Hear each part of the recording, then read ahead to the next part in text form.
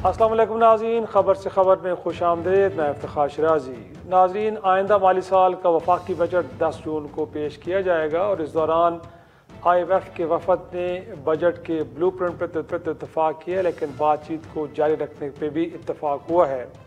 इस दौरान जो गुफ्तगू हुई पाकिस्तानी हुकाम के साथ, उसमें टैक्सेस बेस बढ़ाना, इसके साथ साथ अखराजात में कमी और रेवन्यू में इजाफा गोया कि मुज़ाकरात का महवर रहे।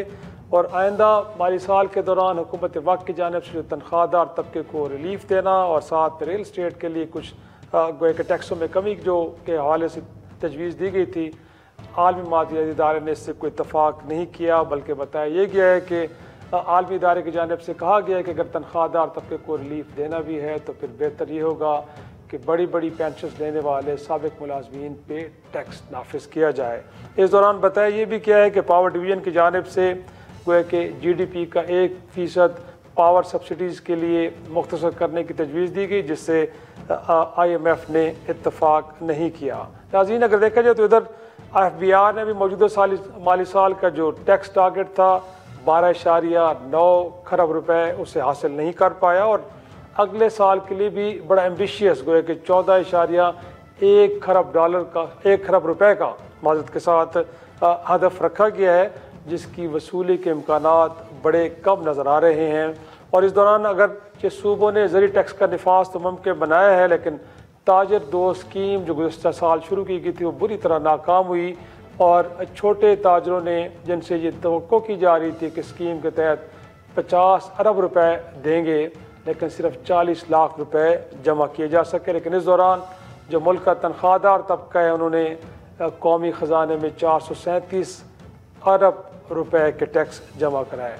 इस दौरान नाज़रीन, एक तोला एसोसिएट्स बड़ी एक फर्म है जिनकी जानिब से बजट तजावीज़ हर साल दी जाती हैं और इस साल भी जो दी गई हैं उसमें ये कहा गया है कि ताजर दो स्कीम को ख़त्म करके बेहतर ये होगा कि 1% टैक्स नाफिज किया जाए और साथ में जो इनफॉर्मल मईशत है इसके ख़ात्मे के लिए जो 5 से 10 हज़ार रुपये से ज़्यादा का जो कैश ट्रांजैक्शन है, गोया कि ख़रीदारी अगर कोई कर रहा है तो 5 से 10 हज़ार से ज़्यादा ट्रांजैक्शन करने की इजाज़त ना दी जाए, इसका खात्मा किया जाए। इसके लिए भी कहा गया कि बरामदात में इजाफे, सनती शोबे की तरक्की के लिए, इंडस्ट्री सेक्टर के लिए शरह सूद में कमी की जाए, जबकि ख़ाम माल पर ड्यूटी के अंदर भी खातिर खा कमी की जाए। साथ में ये भी कहा गया तोला एसोसिएट्स की जानिब से कि अगर रुपये की कदर को मज़ीद गिराया गया तो इस सूरत में मुल्क के अंदर अफरात ज़र में फिर से इजाफा देखने को मिलेगा। जी, इस वक्त हमारे साथ मौजूद हैं माहिर टैक्स अमूर और निगरान हुकूमत में साबिक वफाकी वज़ीर इशफाक तोला साहब। सर, बहुत शुक्रिया वक्त देने के लिए।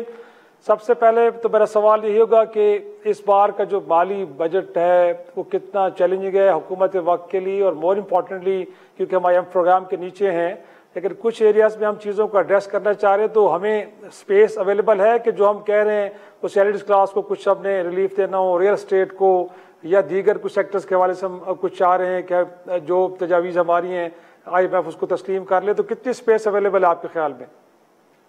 जी, बिस्मिल्लाहिर्रहमानिर्रहीम। थैंक यू शिराजी साहब for having me your show, और अस्सलाम वालेकुम आपको, आपकी टीम को और तमाम नाज़रीन को। देखिए, हमने एक पूरी रिपोर्ट इस पर तरतीब की है और आपने ये पढ़ भी ली होगी। मेरा ख्याल है ये this budget will be on the tight रोप, और मुझे जो लग रहा है कि स्पेस नहीं है हमारे पास। और जब भी आप IMF के प्रोग्राम में होते हैं तो ये वी ऑल नो, और आप मुझसे ज़्यादा जानते हैं कि कोई स्पेस आपके पास होती नहीं है। मगर मसला ये है इस वक्त, जो आप भी जानते हैं और मैं भी जानता हूँ, कि इस गवर्नमेंट को अब एक चीज का ये फैसला करना है कि क्या हमें ग्रोथ ओरिएंटेड बजट चाहिए कि आपको स्टेबिलिटी को मजीद 1-2 साल रखना है और ग्रोथ को थोड़ा सा पीछे रखना है, बैक बर्नर पे। मैं ये नहीं कहता कि ग्रोथ को आपको करना है, मगर ग्रोथ को फिल वक्त मैं नहीं समझता हूँ प्रायोरिटी देनी चाहिए, फिल वक्त आपको स्टेबिलिटी की देनी चाहिए। देखिए, अगर आप ग्रोथ की तरफ जाएंगे और वही जो पुरानी रविश थी हमारी कि इम्पोर्ट लेड ग्रोथ हम करेंगे, तो मैं नहीं समझता हूँ कि कोई अक्लमंदी होगी हमारे लिए। हम इम्पोर्ट करें, इम्पोर्ट करने के बाद हम अपने रिजर्व्स को एग्जॉस्ट करें, फिर हमें मजीद लोन लेने पड़े। अब आप देखें, पिछले सालों में हमने 10 अरब डॉलर तक के अपने कर्जे वापस किए बगैर किसी बड़े सपोर्ट के, और इसकी वजह सिर्फ यही थी कि हमने अपने इम्पोर्ट की रिस्ट्रिक्शन की थी। और मैं ये समझता हूँ कि अब हमें ये वक्त आ गया है, जैसे दूसरे मुल्क एक बात कर रहे हैं कि जी अब हमें 100% सेल्फ सफिशिएंट होना है, तो हमें भी अब ये सोचना पड़ेगा कि जी हमें सेल्फ सफिशिएंट होना पड़ेगा। इसलिए मैं आपको ये रिक्वेस्ट करता हूँ कि जी आपके प्रोग्राम के तवज्जुह से और गवर्नमेंट को भी, देखिए IMF के प्रोग्राम में रहते हुए अगर आप ग्रोथ की तरफ जाएंगे तो फिर आपको इंटरेस्ट रेट बढ़ाना पड़ेगा। आपने एक बड़ी खबर देखी होगी कि IMF चाह रहा है कि जी आपकी मॉनेटरी पॉलिसी को आप टाइट रखें, तो मीनिंग दैट कि 11% जब आप कम ना लाएं या लाएं तो बहुत बड़ी वजह होनी चाहिए। हत्ता कि आपको ये पता होगा कि जब हमारा इन्फ्लेशन ज्यादा था और इंटरेस्ट रेट कम था, यानी कि 29-30 पे जब इन्फ्लेशन था और 22% पे जब इंटरेस्ट रेट था, तो वो हम पे प्रेशर डाल देते कि जी आप इंटरेस्ट रेट बढ़ाएं, आप नेगेटिव जोन में। अब हम एक ह्यूज पॉजिटिव जोन में है। अगर मैं देखूं तो 4.5-5% से ऊपर हमारा एवरेज नहीं है इन्फ्लेशन, पिछले अगर मैं एक साल का लेता हूं तो, और अब हम 11% यानी 6% का रिवर्स है। और ये दुनिया में मेरा ख्याल इतना बड़ा डेल्टा कहीं पर, तो उस वक्त अब हमें कोई एडवांटेज नहीं होता। ये बात आप पावर कराना चाहता हूं मैं आपको कि अगर आप इंटरेस्ट रेट कम करते हैं तो इट इज नॉट के प्राइवेट सेक्टर या आपकी जो इकोनॉमी को बूस्ट मिलता है, गवर्नमेंट के फिस्कल डेफिसिट को भी काफी आराम मिलता है। तो मैं ये समझता हूँ उस वक्त ग्रोथ को आप भूल जाए। IMF की अगर पॉलिसी है वो इम्पोर्ट खोलने की बात कर रहे हैं तो ये हम पे कोई कंपल्सन नहीं है कि हम करें, हमें उस तरफ ना जाना चाहिए और हमें कहना चाहिए कि नहीं जी हम इस वक्त इम्पोर्ट नहीं खोलेंगे। हाँ, आपकी जो दूसरे मेजर्स हैं, रेवेन्यू कलेक्ट कर रहे हैं, इम्पोर्ट के अलावा हम अपने सिस्टम को ठीक करेंगे, एडमिनिस्ट्रेटिव मेजर्स लेंगे, जी बिल्कुल हम एग्रीकल्चर पे टैक्स लगाएंगे, जी बिल्कुल हम दुकानदारों पे टैक्स लगाएंगे, बिल्कुल हम ट्रू टैक्सेशन करेंगे, वो इंडिविजुअल जो टैक्स नहीं देते उनसे हम लेंगे। हम अपने लॉ में रहते हुए जो वो टारगेट दे रहे हैं, मैं आपको बड़े वसूख के साथ कह सकता हूँ प्रहार भाई कि हम कर सकते हैं।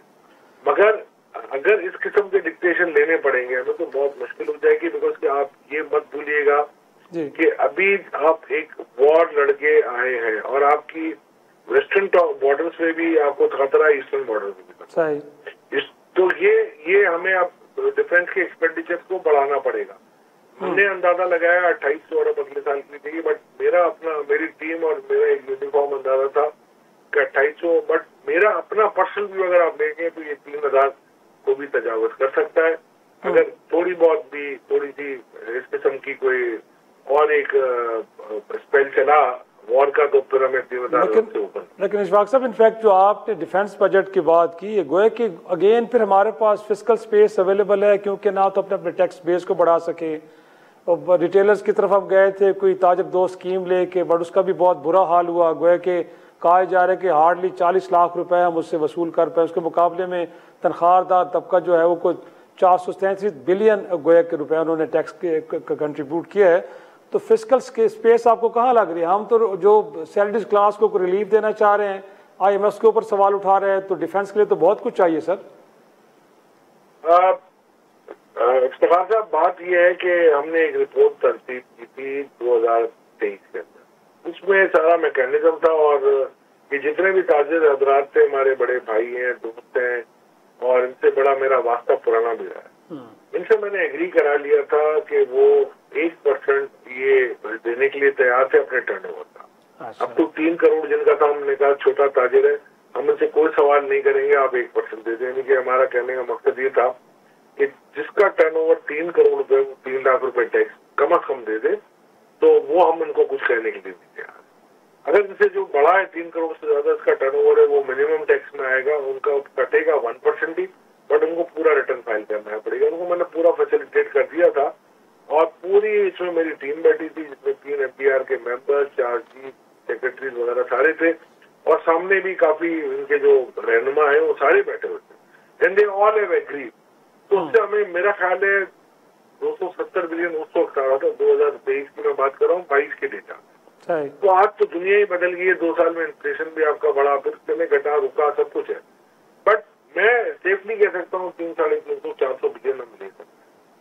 दूसरा मैं आपको बता रहा हूँ, यहाँ पर एक बड़ा मसला है, आपकी स्टॉक मार्केट तो जैसे बहुत मूव कर रही है, बट वो प्राइस अर्निंग रेशियो की वजह से हो रही है। अगर आप डिविडेंड यील्ड पे भी देखें तो कोई इतना मुझे यील्ड नजर नहीं आ रही है और बहुत सारे ऐसे ऐसे फैमिली बिजनेसेस हैं जो कि डिविडेंड देते ही नहीं है, और वो डिविडेंड ना दे के गवर्नमेंट का जो हिस्सा है डिविडेंड पे टैक्स का वो रोक के बैठे हुए।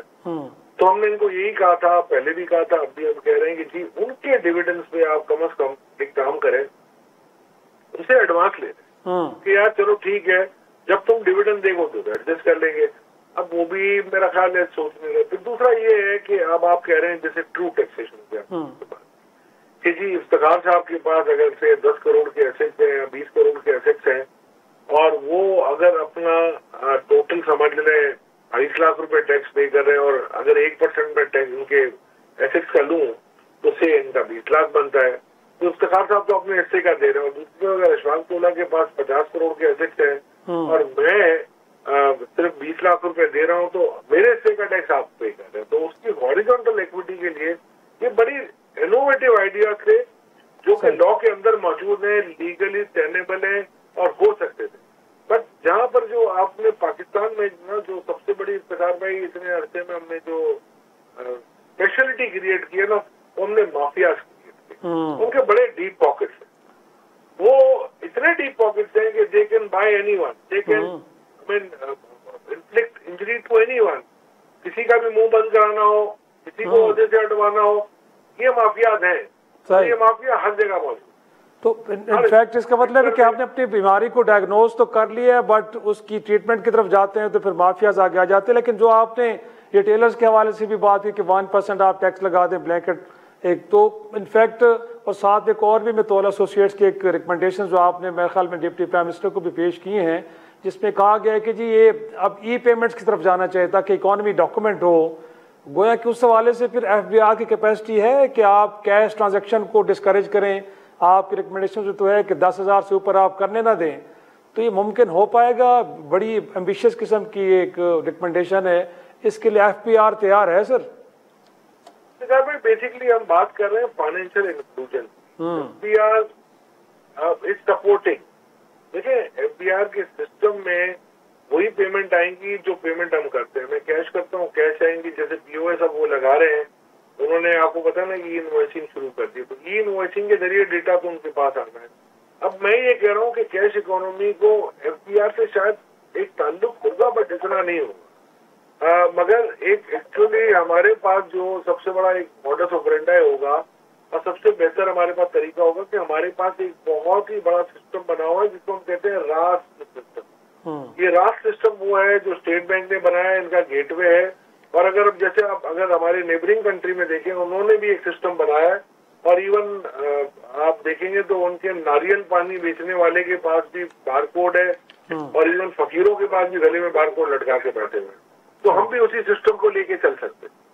सही। एक छोटी सी ब्रेक के लिए मुझे कहा है, ब्रेक से वापस आते हैं। तो जो FBR गोया के अपने टारगेट्स को कभी मीट नहीं कर पाया, पिछले साल कभी कुछ ऐसे, बट अब उससे भी ज़्यादा एक ओवर एम्बिशियस टारगेट रखा गया है, क्या वो मीट कर पाएगा कि नहीं? और मोर इम्पॉर्टेंटली जो कहा जा रहा है कि टैक्स बेस को बढ़ाना है, बार बार IMF की जानिब से भी हमें ये मुतालबा किया जा रहा है, उसमें क्या रुकावटें? इशफाक तोला साहब को उस पर कोई ओपिनियन लेंगे एक छोटी सी ब्रेक के बाद। प्रोग्राम में एक बार फिर खुश आमदेद। इशफाक साहब, इनफैक्ट FPR गोया के ज़ाहिर सी बात है बड़ा फोकस्ड है कि हम अपना टैक्स टू GDP का रेशो बढ़ाएं। पिछले साल के भी जो टारगेट्स थे वो कोई मेरे ख्याल में 10.9 था या मेरे ख्याल में 11 था, वो हम मीट नहीं कर पाए, उसमें भी शॉर्टफॉल है। फिर अब तो 14.1 ट्रिलियन का रखा गया है। और मोर इम्पॉर्टेंटली ये जो टैक्स बेस बढ़ाने की बार बार बात हो रही है, हमें तो उसके अंदर कोई इम्प्रूवमेंट नज़र नहीं आई। लगता ये है कि वो सैलरी क्लास जो ऑलरेडी टैक्स नेट के नीचे हैं उन्हीं को बर्डनाइज किए जा रहे हैं, बट बाकी लोगों को नहीं लाया जा रहा टैक्स नेट में। उसकी वजूहत क्या है सर? देखिए, दो चीजें आपने बड़ी अच्छी बात की है।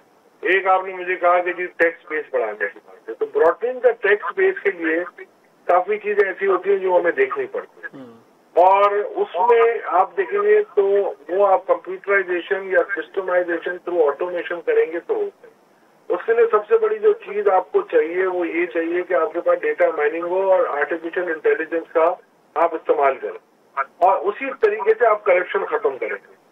आप पाकिस्तान का डेटा उठाएंगे ना इफ्तिखार भाई, तो पिछले मेरा ख्याल है 3 साल पहले 95% आपका डायरेक्ट टैक्स जो था वो सिर्फ 3% लोग दे रहे थे। और बाकी जो लोग हैं ना वो टैक्स देते ही नहीं है, या अपनी देते हैं तो कम देते हैं। बल्कि ये भी जो लोग देते हैं, जो 95% टैक्स आपका दे रहे हैं, वो भी कंप्रोमाइज वे में देते हैं। क्योंकि एफबीआर अपने टारगेट पूरा करने के लिए इनको जबरदस्ती एडवांसेज लेते हैं, और जब एडवांसेज आप लेते हैं तो आपको बहुत सारी चीजें उनके लिए कंप्रोमाइज करनी पड़ती है। मैं इल्जाम नहीं लगा रहा किसी पे, मगर ये हकीकत है। अगर आप उसको प्रूव करेंगे तो ये आपको मिल भी जाएगी। उसको कर्व करने के लिए हमने इनको यही कहा था कि फ्री टैक्सेशन अगर आपको करनी है तो जब भी रिटर्न आपका फाइल होता है इंडिविजुअल का और एसोसिएशन ऑफ पर्सन का, तो उनको आप एआई के थ्रू बनाए। और ये बन रहा था मेरे निगरानी में ही, मैंने कहा था मैं बनवा देता हूँ आपको। तो उससे क्या होगा कि जब आपका एक रिटर्न के अंदर ह्यूमन एलिमेंट नहीं होगा तो करप्शन का एलिमेंट बहुत एलिमिनेट हो जाएगा। जब एलिमिनेट होता है वो, और ये पॉसिबल है, मैं ऐसी बात नहीं करता, मेरा अपना तजुर्बा है और मैं खुद टैक्स प्रैक्टिस कर चुका हूँ, मैं करता रहता हूँ। इसलिए मैं आपको आज भी बता रहा हूँ, ये कोई अनहोनी बात नहीं है दुनिया में हो रहा है। तो ये हमने कहा था, वो भी अमलदारी नहीं हुई। फिर एक और चीज हमने कही थी जिसपे भी टूटी फूटी अमलदारी हुई, वो ये था कि जीडी को भी, जो आपकी इम्पोर्ट की है, उनको भी आप ऑटोमेट और फेसलेस कर दें। अब फेसलेस नहीं कर रहे, फेसलेस इस तरीके से की उन्होंने कि कंट्रोल रूम में बैठा दिया। वहां पर भी अभी मेरा ख्याल है 100% आप उसको लूपहोल को कंट्रोल नहीं कर सके। चले 50% भी कर ली होगी, बट 50% का गेम अभी भी होता है। हमने उसमें भी ये कहा था कि जी आप कोई डेटा रूम ना रखें, डायरेक्ट आपकी जीडी आएगी और एआई के थ्रू होगी। अगर वो बिल्कुल ठीक होगी तो आप उसको क्लियरेंस करा लें, अगर नहीं होगी तो आप एक सॉर्टेड अप्रेजर को से कराची में अगर आइए तो लाहौर के ड्राई पोर्ट वाले को दे दें। तो इसमें एक्सपर्टीज को देखना क्या, आपको पता है मैचिंग कोड है, मुल्क चाहिए, ये ओरिजिन है, ये वैल्यू है, आप देख लीजिए। तो ये सब चीजें हैं जिसको आपको देखना पड़ेगा। ह्यूमन एलिमेंट को आप कम करें। बड़े आपने देखा होगा कि देखिए हर माशरे में अच्छे और बुरे लोग होते हैं, इसमें कुछ बिहार में बड़े बड़े अच्छे लोग सही।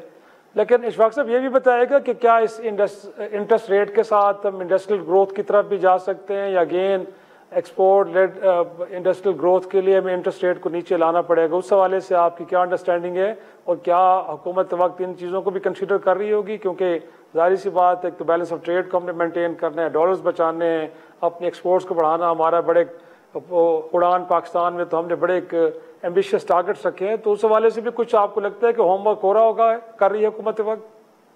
आई एम श्योर होमवर्क तो हो ही रहा होगा, बट अभी इस वक्त हमारी जो है ना इकोनॉमी बाइपोलर हो गई कि अब हम ये देख रहे हैं कि क्या हम इम्पोर्ट लेड ग्रोथ करें, या ये आपका जो स्टेबिलिटी को लें और सस्टेनेबिलिटी की लेट करें। और अगर इसमें इफेक्ट अगर हमने उल्टी तरफ किया तो मैं समझ रहा हूँ हमारे लिए नुकसान दे सकते। तो मेरे ख्याल से आपको उसको ग्रोथ की तरफ जाना चाहिए और कोशिश करनी चाहिए एक्सपोर्ट लेड ग्रोथ करे। दूसरा एक चीज मैं आपको कहूंगा कि इस वक्त आईटी सेक्टर का बहुत बड़ा एक मेरा ख्याल है स्कोप है, मगर हमारे लिए प्रॉब्लम ये हो रही है कि हमारे इवन अब जो नए फ्रीलांसर भी हैं, बड़ी बड़ी कंपनियां, मोस्टली सारे नहीं मैं कहता, उन्होंने वो सारे हमारे नेबरिंग कंट्रीज में टैक्स हेवन्स में अपने अपने कंपनियां और अकाउंट खोल लिए हैं और वहां से वो ऑपरेट करते हैं। जो ट्रू हमारे पास रेमिटेंसेज आनी चाहिए वो नहीं आ रही। अगर वो आ जाती है तो मैं समझता हूँ आपकी इकोनॉमी में कोई प्रॉब्लम नहीं है। आप बड़े आसानी से आप अपनी इकोनॉमी में रहते हुए पाकिस्तान से 4 या 5% की ग्रोथ ले सकते हैं, विच मीन्स को अराउंड आपका 15 से 17 लाख लोगों की एम्प्लॉयमेंट आप क्रिएट कर सकते हैं, विच इज प्योर। सही। दूसरी बात ये है कि अगर आप ये नहीं कर सकते तो इंपोर्ट अगर करके आपने किया और अगर आपने डिवैल्यू की करेंसी को, जो हमारी रिपोर्ट में भी हमने लिखी है, अगर 5% आप करते हैं तो हमारी ये एस्टिमेशन है कि डॉलर आपका 295 रुपए पे जाएगा। अगर क्योंकि आपने ऑलरेडी अगर 230-35 का था तो आपने पूरा साल इसको 280 रख के उसकी एवरेज वैसे ही खराब कर दी है। अब अगर आप यहाँ से किक ऑफ करते हैं और अगर आप इम्पोर्ट खोलते हैं तो मेरे हिसाब से 290-295 ये आ जाएगा और फिर आपका 5 से 6% इन्फ्लेशन ऐड होगी। इन्फ्लेशन ऐड होने के बाद आप भी समझते हैं गरीब आवाम की तजरीज होगी, क्योंकि आपके पास इतना आपके पास वसाइल नहीं है कि आप उनको डायरेक्ट सब्सिडी दे देते। जब यहाँ पर आपकी इन्फ्लेशन आएगी तो आपको पता है फिर आपके बिजली के बिल, गैस के बिल सब बढ़ जाएंगे। सही। और साथ में क्योंकि आपका एक्सपर्टीज टैक्स के हवाले से है तो आप फिर हुकूमत का हिस्सा भी रहे हैं निगरान सेटअप के अंदर। कहा यह भी जाता है कि कुछ टैक्स एवेडर्स का तो डेटा हमारे पास अवेलेबल है, हमें पता है कि वो कौन लोग हैं कि जिनके बड़े बड़े घर हैं, गाड़ियाँ उनके पास है, बच्चे उनके महंगे स्कूल में पढ़ते हैं, वो खैर बैरून मुल्क विजिट करते हैं 4-4-5 एक साल में। बट वो टैक्स नेट पे नहीं आ पा रहे, तो कोई डाटा आपको लगता है कि अवेलेबल है ऐसा, और अगर उसको थोड़ा सा एग्रेसिवली एड्रेस किया जाए तो हम अपने बेस को बढ़ा पाएंगे? कुछ इस हवाले से तफसीलात हैं तो जरा नाज़रीन को वो बताइए। इफ्तिखार भाई, आप कब से सुन रहे हो, मैं भी सुन रहा हूँ, और ये डेटा ना कभी मंजर आम पे आया है ना इस पे कभी कोई एक्शन हुआ है। जब अब शुरू होता है, कोई ऐसी बात आती है तो एक रिएक्शन होता है, 2-5 हज़ार नए टैक्स पेयर आ जाते हैं और फिर बिस्मिल्लाहिर्रहमानिर्रहीम नऊजुबिल्लाह होके खत्म। तो मैं सिर्फ यही कहूंगा कि कोई ऐसी चीज है तो आप इसको सोशली इनका बाइकआउट किया जाए और उनको उनके नामों को सामने लिया जाए कि जी फर्ज करें अगर मैं हूँ कि जी तोला साहब आज मुझे टैक्स दे रहे थे 50 लाख रुपए और ये अपना 20 करोड़ की गाड़ी में घूम रहे हैं और 100 करोड़ का घर रखा हुआ है, तो रखिए फिर आप सामने कि भाई आप मुझसे पहले पूछेंगे मैं कहाँ से लाया हूँ। मगर आपकी ये तो हिम्मत नहीं है, आप ये करें पहले। कुछ लोग ऐसे होते हैं जो ट्रैवल करने वाले, जिसमें ट्रैवलिंग की बात की बेचारे कर रहे होते हैं, जैसे कि जो बिजनेस की ट्रैवलिंग करते हैं, तो उनके अपने वेल्थ से, अपने स्टेटमेंट से, अपने खर्चों से कोई ताल्लुक नहीं होता, वो बिजनेस का एक्सपर्ट होता है। इसी तरीके से काफी जो गाड़ियां होती हैं, जो गाड़ियों की कंपनी लीज करा के देती है, कंपनी की तरफ से मिलती है, इन तीन बेसिस पे कभी भी आप नहीं जा सकते। आपको ट्रू टैक्सेशन करनी है, आप इंफॉर्मेशन मंगाएं। मैं आपको आपके प्रोग्राम के तवज्जुह से कह रहा हूँ, आप रेसिडेंट की डेफिनेशन चेंज करें, हमने लिखा है इसमें। दूसरा, अगर आपको जो सबसे बड़ी फसाद की जड़ है, जो कभी नहीं होगी, मैं आपको दावे के साथ कह सकता हूँ कि आप हमारे पड़ोसी मुल्कों की तरह या दूसरे बहुत बड़े डेवलप मुल्कों की तरह एक काम कर लें कि भाई आपको सिर्फ एक सिटीजनशिप अलाउड है। अगर आप पाकिस्तान के सिटीजन हैं तो पाकिस्तान की शहरियत रखेंगे, आप किसी और मुल्क की शहरियत नहीं ले सकते। अगर आप लेंगे तो आपके पास चॉइस है, आप पाकिस्तानी सिटीजनशिप सरेंडर करें और पाकिस्तान ओरिजिन कार्ड ले लें। आपको आना जाना आते रहे, प्रॉपर्टियां लेते रहे हमारे पास, हमने कोई मसला नहीं करना आपके साथ। तो ये चीजें आपको करनी है, और ये आप क्यों नहीं करते मुझे तो ये समझ नहीं पड़ रही। बस सवाल तो सबसे बड़ा यही है, लेकिन एक तजवीज़ IMF की जानिब से भी आई है कि शायद जो बड़े पेंशन लेने वाले मुलाजमीन आपके हैं साबिक, उनको टैक्स किया जा सकता है। फिर साथ में कोई कार्बन टैक्स की बात भी सर हो रही है क्योंकि क्लाइमेट के इशूज़ भी हमारे हैं। ये कितनी को आपको लगता है कि लॉजिकल चीज़ें हैं, तजावीज़ हैं, रिकमेंडेशन हैं, इनको कैसे देखते हैं आप? देखिए, कार्बन टैक्स आप पेट्रोलियम लेवी आप ले चुके हैं, अब आप कितना सक आउट करेंगे? 70 रुपए पर लीटर आपने कर दिया है, बस ठीक है, मेरा ख्याल है मोर देन इनफ है।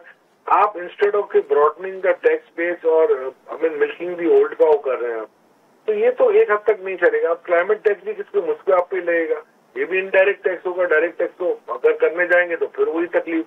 डायरेक्ट टैक्स क्या कम है?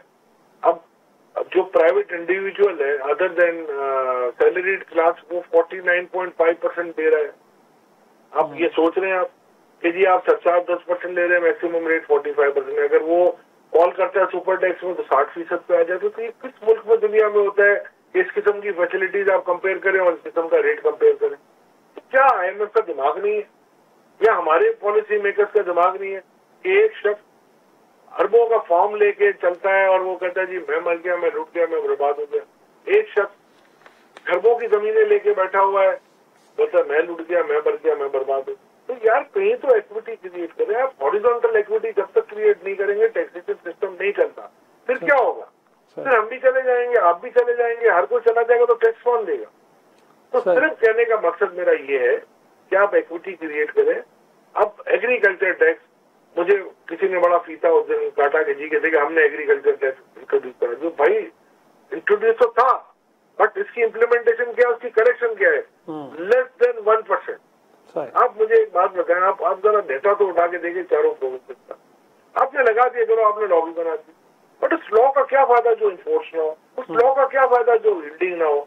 सिर्फ उंगली कटा के शहीदों में आपने नाम लिखवाना है। भाई आप इन पे भी मिनिमम ऐसे टैक्स लगा दें कि भाई आपके अगर फार्म है 5 करोड़ रुपए की, आपके जो भी अभी बाकी एसेट्स हैं उनका 1% दे दें मिनिमम। आप अगर उससे ज्यादा आपने इनकम टैक्स पे किया है, चाहे प्रोविंस को ही किया है, हम आपसे नहीं मांगेंगे।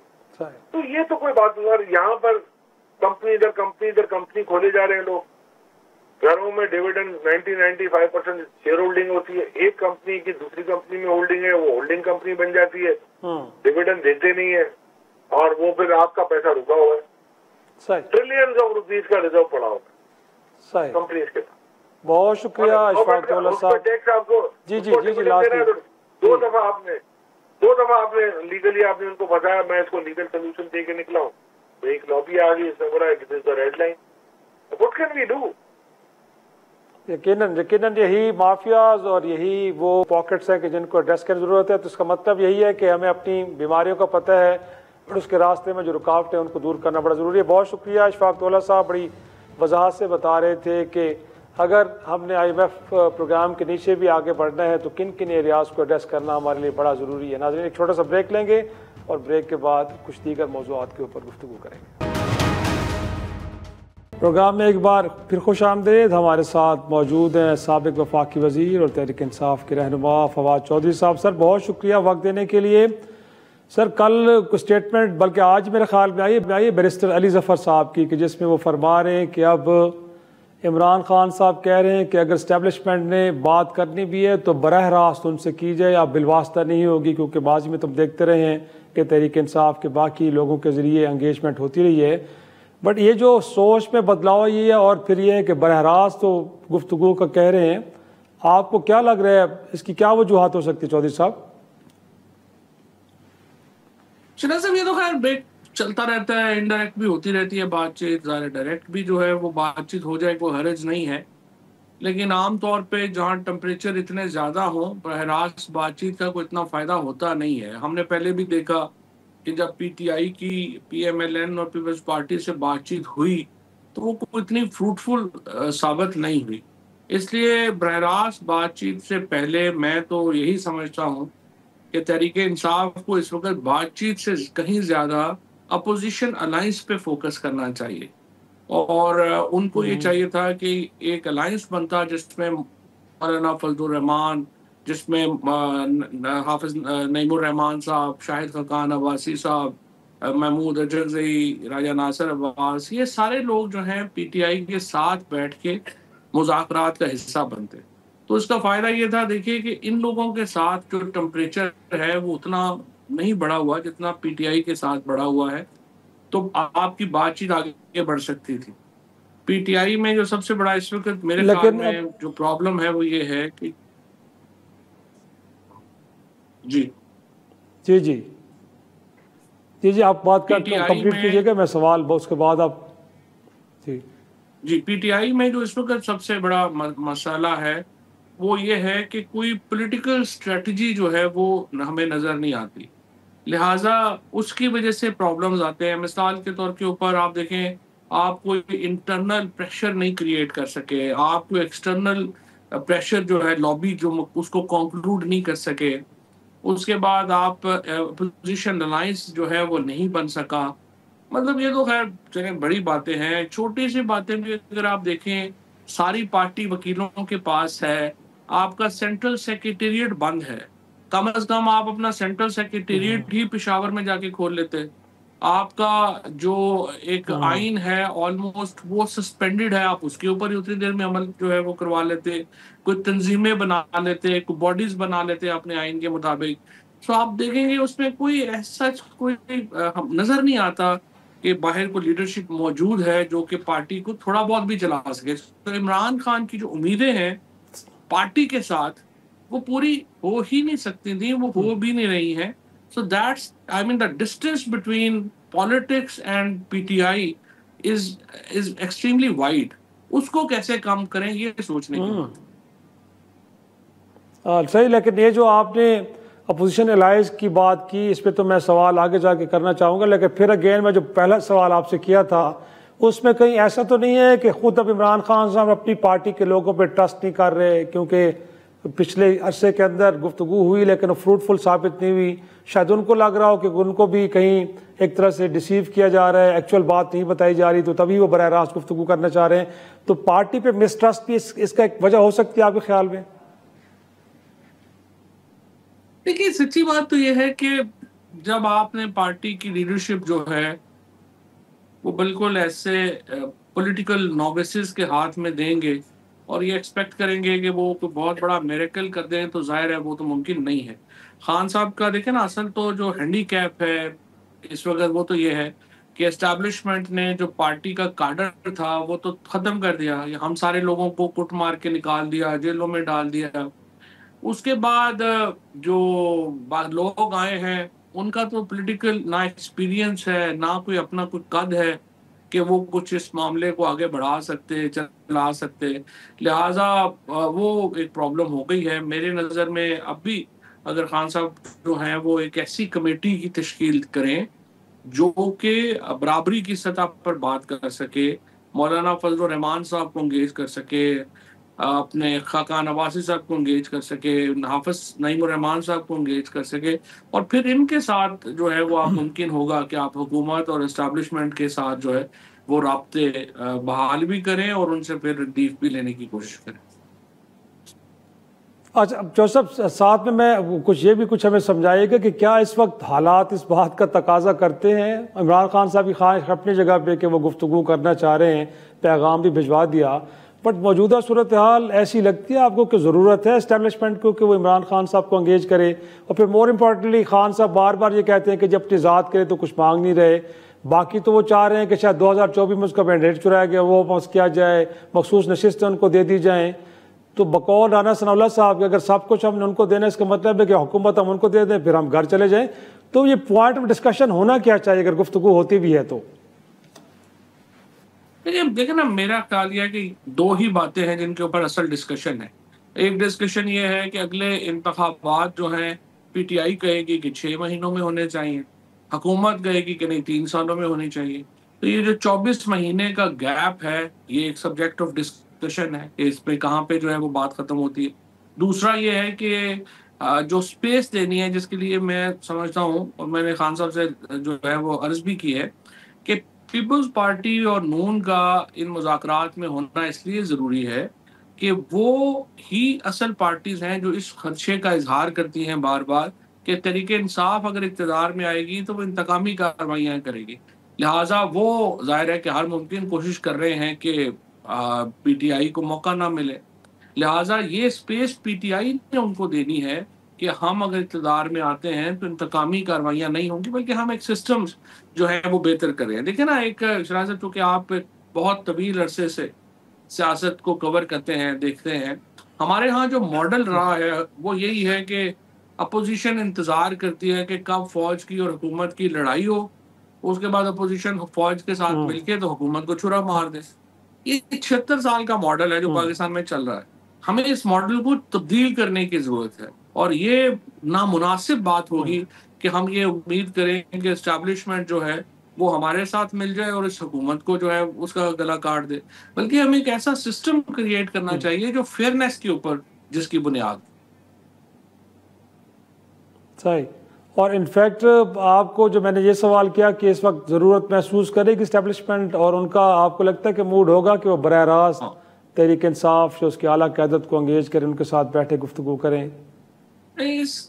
इसमें दो राय हो सकती हैं मेरे ख्याल में। एक राय तो एस्टैब्लिशमेंट में भी और हुकूमत में भी ये होगी कि जी हमने 2-3 साल बड़ा रगड़ा दिया है और बड़ा कामयाब रहा है ये मामला, तो क्या ज़रूरत है इसको तब्दील करने की, इनको रगड़ा ही दे के रखें, और जो ही अगर आप थोड़ा रिलैक्स करेंगे तो ये तो फिर गले को पड़ेंगे। लिहाजा आपने कभी भी ये तासुर नहीं देना कि सख्ती कम हो गई है। एक मौक़िफ़ ये होगा। दूसरा मौक़िफ़ ये होगा कि देखें, हमने जो अचीव करना था वो बड़ी हद तक अचीव कर लिया है।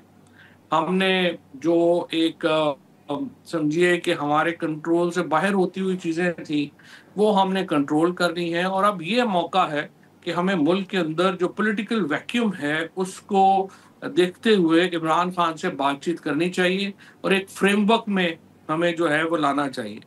क्योंकि देखिए, बहरहाल आप इमरान खान का कोई हामी हो या ना हो, इसमें तो कोई दो राय नहीं है कि पूरा मुल्क तो इमरान खान के साथ खड़ा है। इस वक्त अगर 75% लोग पाकिस्तान के किसी को अपना लीडर समझते हैं तो इमरान खान को समझते हैं। ये तो एक इवेंट हुआ है और बहुत बड़ा इवेंट हुआ है, उसकी वजह से एक वक्ती तौर के ऊपर हुकूमत एस्टैब्लिशमेंट को सहारा मिला है। लेकिन कोई और इवेंट होगा और आप देखेंगे कि हम दोबारा वापस इंस्टेबिलिटी में चले जाएंगे। तो अक्लमंद लोग जो हुकूमत और एस्टैब्लिशमेंट के साथ हैं वो यही मशवरा दे रहे होंगे कि यही वक्त है कि जब हम एक बेहतर एंगेजमेंट कर सकते हैं, और यही वक्त है जिसमें हमें ये फायदा उठाना चाहिए। अदरवाइज कल फिर कुछ और हो जाएगा और फिर हम बराबर हो जाएंगे, तो फिर क्या फायदा। और आपको क्या लगता है सर कि ये जो पाक भारत कशीदगी के दौरान फिर 4 रोज़ा जंग हुई, उस दौरान भी अपोजिशन तो बिलखसूस और फिर तहरीक इंसाफ ने भी लगता ही है कि बड़े कच्चे कंडक्ट का मुजाहरा किया। उसके बाद फिर ISPR की जानिब से जो प्रेस रिलीज़ है उसमें भी कहा गया कि जी बिला तफरीक तमाम सियासी जमातों का शुक्रिया अदा किया गया। फिर सोशल मीडिया के ऊपर भी देखा जाए तो जिन PTI के लोगों के बारे में तनकीद की जा रही थी कि शायद वो इदारों पे या तनकीद कर रहे हैं, लेकिन पाकिस्तान का मुकदमा उन्होंने वहाँ पे भी बड़े बेहतरीन अंदाज में लड़ा। तो ये भी थोड़ा सा आपको लगता है कि कहीं इस्टेब्लिशमेंट की सोच में बदलाव का एक ज़रिया बनेगा और सोचा जाएगा कि इस जमात को माजी में जो कुछ हो गया बट अब एंगेज करना चाहिए। देखिए, अब ये तो जिस तरह मैंने आपको पहले अर्ज किया कि डिपेंड करता है ना कि जो 2-3 डिसीजन मेकर्स हैं वो किस तरह से इस चीज को सोचते हैं। अगर वो ये सोचते हैं कि नहीं सख्ती से बड़ी कामयाबियां हमने हासिल की हैं और यही कंटिन्यू होना चाहिए, तो फिर तो ये ज़ाहिर है कोई कंसिडरेशन नहीं होगी और ये हम आगे चले जाएंगे इसी तरह ही जो है वो चलती रहेंगी चीजें। और दूसरी सोच अगर आई तो जाहिर है कि फिर चीजें बेहतर होगी। सोशल मीडिया तो सिंपल बात है कि देखिए अनफॉर्चुनेटली ज्यादातर लोग एस्टैब्लिशमेंट में, हुकूमत में समझते भी नहीं है कि ये कैसे फंक्शन करता है। जब आपके मुल्क के ऊपर हमला होगा तो जाहिर है सारा मुल्क इकट्ठा ही होगा, उसमें कोई दो राय नहीं है। और जो अभी भी लोग मुखालिफ हैं वो भी अगर आप उनकी वजूहात देखें तो वो भी PTI के इस तरह से कंट्रोल में तो नहीं है ना। सच्ची बात यह है कि यूनिफाई करना एस्टैब्लिशमेंट के हक में को PTI के बहुत हाथ में है और ना ही उसके मुखालिफ करना को PTI के बहुत हाथ में है। तो ये तो सिर्फ सोशल मीडिया ना समझने की वजह से ये मसाइल जो हैं वो आ रहे हैं, वो बरकरार रहेंगे क्योंकि लोगों को ज्यादा समझ नहीं है कि ये कैसे चल रहा है।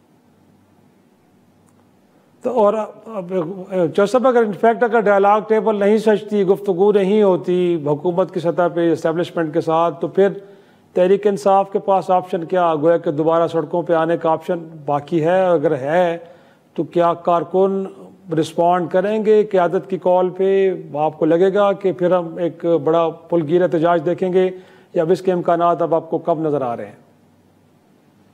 शिराज साहब देखिए, मसला ये है जो PTI के अंदर जो सबसे बड़ा प्रॉब्लम है कि लोगों को सड़क पे लाने से पहले भी तो 10 कदम है ना जो आपने उठाने हैं।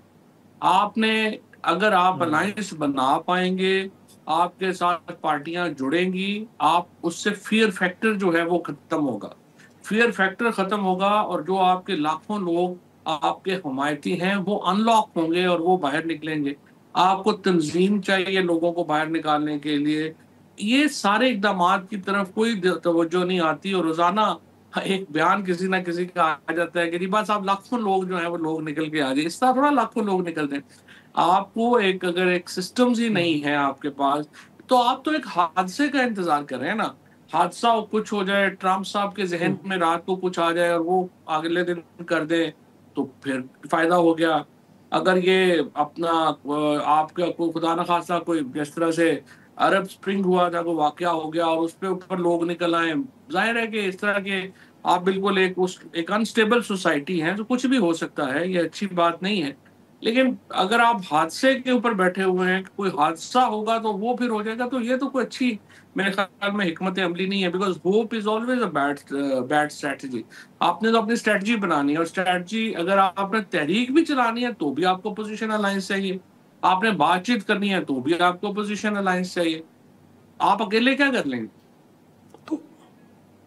लेकिन जोसेफ इनफैक्ट देखा जाए तो ऑन कार्ड्स तो इस वक्त पार्लिमान के अंदर तहरीक इंसाफ सबसे बड़ी जमात है, बट जब अपोजिशन को हम देखते हैं तो कहीं मौलाना फजल रहमान कहीं छोटी नशिस्तों के साथ लीडिंग रोल में नज़र आते हैं, बाकी जमातें ज़्यादा इफेक्टिव। तो इसकी वजूहात आपको क्या लगती है? इनफैक्ट तहरीक इंसाफ के अंदर राइट मैन राइट प्लेस पे ना होना, पार्टी के अंदर एक डिवाइड जो चल रही है, या फिर कुछ लोगों के बारे में कहा जा रहा है कि वो एक कंप्रोमाइज़ में चले गए हैं, वो अब हुकूमत वक्त के साथ रियासत के साथ खड़े हो गए हैं, वो चाहते नहीं हैं कि कोई एक दबाव की कैफियत बने। तो रीजंस आपको क्या नज़र आती हैं? इनेबिलिटी, कंप्रोमाइज़ या कुछ और? जो कैपेसिटी ना होना है वो तो बिल्कुल सामने है ना, वो तो नजर ही आ रहा है कि कैपेसिटी नहीं है। और बाकी जो कंप्रोमाइज है वो जाहिर है कि वो तो ज़्यादा नेताओं का हाल तो अल्लाह ही जानता है, लेकिन हमने तो देखना है, हमें आपको तो एविडेंस चाहिए ना डिलीवरी की। वो जो एविडेंस दे सकते हैं वो भी आपके सामने है, जो उनसे हो ही नहीं रहा वो भी आपके सामने है। सबसे बड़ा प्रॉब्लम जो है मेरी नज़र में इस वक्त तो पीटीआई के अंदर लीडरशिप का ना होना है। इमरान खान है और बस उसके बाद लोग हैं, दरमियान में कार्डर है ही नहीं, एग्जिस्ट ही नहीं करता। सो जब तक वो लीडरशिप नहीं होगी जो इमरान खान को वो मदद दे सके कि वो ये तहरीक चला सकें या मुज़ाकरात कर सकें, वो एक प्रॉब्लम जो है वो कंटिन्यू रहेगा। In the mean time I don't know, ये अब हमारे वो जो एक दो लोग वो जो अमेरिका के बिजनेसमैन हैं दोस्त, वो भी आए हुए हैं, उनका भी कह रहे हैं कि सबसे मुलाकात हो सकती है, उन्होंने दरख्वास्त भेजी हुई है, तो शायद कल या परसों उनकी मुलाकात होती है, देखते हैं कि वहां से भी क्या निकलता है। बट द प्रॉब्लम ये है शराजा कि ये सारे लोग जो हैं ये पॉलिटिशियन नहीं है, इनको ये नहीं मालूम कि आखिर रूल्स ऑफ द एंगेजमेंट होने क्या चाहिए, इमरान खान क्या चाहते हैं और हुकूमत क्या चाहती है। ये तो एक प्योरली बिजनेस पीपल हैं जिनका बहुत ज़्यादा पाकिस्तान की सियासत पे दस्तरस भी नहीं है। सो जो मुख्तलिफ ग्रुप्स इस वक्त काम कर रहे हैं, मेरे अपने नज़र में सबसे बड़ा उनका प्रॉब्लम यही है कि वो सियासी लोग नहीं है और उनको मालूम नहीं है कि आखिर हमने political rule of the game बनाने के एंगेजमेंट करनी कहाँ पे है, और अगर सुलह होती है तो टर्म्स क्या हो सकती है जिन पे सुलह होने। तो लास्टली फिर आप क्या कहेंगे कि अलीमा खान का या किसी और के फैमिली मेंबर्स का आप सियासी रोल देख रहे हैं? क्योंकि अगर ये लोग नहीं मैनेज कर पा रहे तो फिर इसका मतलब है क़यादत पे तब्दीली तो नागुज़ीर हो गई है सर।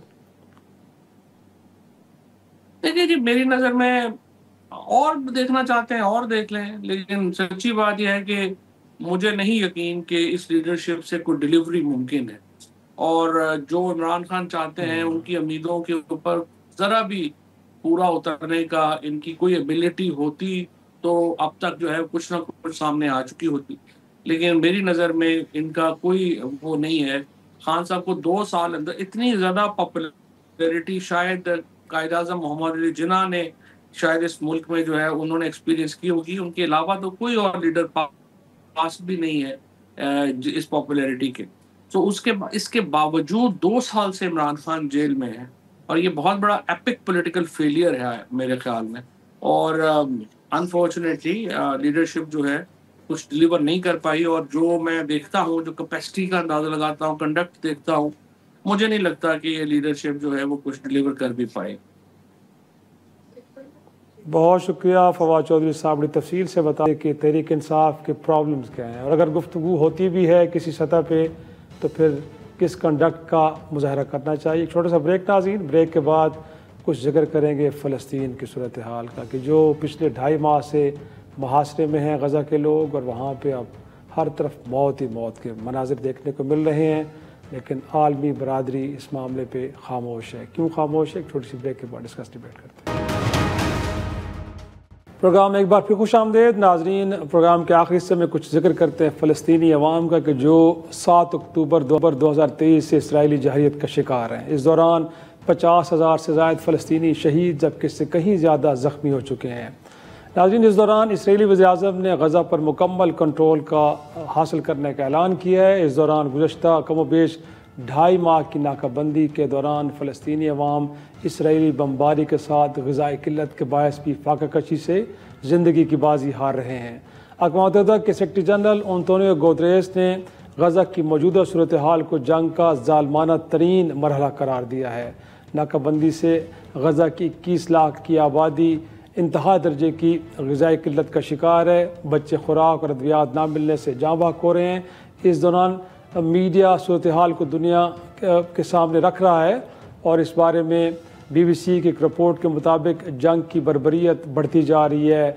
हलाक होने वालों के टुकड़े, मरने वाले, फाका कशी करने वाले, ये मनाज़िर हैं जो गज़ा की पट्टी में दिन ब दिन बढ़ते जा रहे हैं। ग़िज़ायत की कमी का शिकार 5 माह का बच्चा सवार आशूर की कहानी इनमें से एक है नाजरीन, कि जिसकी बड़ी और भूरी आँखें उसके दुबले बदन पर हावी होती जा रही हैं, और हर वक्त अपनी वालिदा का पीछा करती हैं, और रोने की उसकी आवाज़ भी अब मध्यम होती जा रही है। लेकिन इसमें एक ऐसी ज़िंदगी की आवाज़ आती है जो ख़ुद को बचाने के लिए कोशिश कर रही है। नाज़रीन, ये मनाजिर देख कर अब मगरबी दुनिया में इसराइल के इत्तेहादी जो किसी वक्त उसे असला देने में और हर किस्म की हिमायत के लिए बढ़ चढ़ कर आगे खड़े होते थे, अब इस सऊदी रियासत की जालमाना रवैये पे एक तो सवाल भी उठा रहे हैं और साथ में इससे दूर भी हो रहे हैं। लेकिन इस दौरान अमेरिका के सदर डोनाल्ड ट्रंप ने मशरिक़ मुस्तक़ा का दौरा किया नाज़रीन, जिसके दौरान सऊदी अरब ने अमेरिका से कोई 142 अरब डॉलर्स का असला ख़रीदने का मुआहदा किया, जबकि कतर ने 196 अरब डॉलर्स के तैयारे अमेरिकी बोइंग कंपनी से ख़रीदने का मुआहदे पर दस्तखत किए, जबकि मुत्तहिदा अरब अमारात ने आने वाले बरसों में 1.3 ट्रिलियन डॉलर की अमेरिका में सरमायाकारी का ऐलान किया। और अमेरिका के सदर जो अपने दौरे के दौरान शाम के अबूरी सदर अहमद शरा से भी मिले, जिसने पूरी दुनिया को हैरान किया क्योंकि उनकी तंजीम हयातुल तहरीरुल शाम आज भी अक़वाम मुत्तहिदा, बरतानिया और अमेरिका की दहशतगर्द तंजीमों की फ़हरिस्त पे मौजूद है। और अमेरिका के सदर के जो दुनिया भर में अगरचे तनाज़ात के ख़ात्मे के लिए कोशिशें कर रहे हैं, वो पाकिस्तान, भारत हो, रूस, यूक्रेन हो, तमाम तनाज़ात के ऊपर वो बड़े बढ़ चढ़ के अपना रोल प्ले कर रहे हैं, लेकिन फ़लस्तीन के मामले पे वो भी खामोश दिखाई दे रहे हैं। इसी के साथ आज का प्रोग्राम नाज़िम करते हैं। इजाज़त दीजिए। खुदा हाफिज़।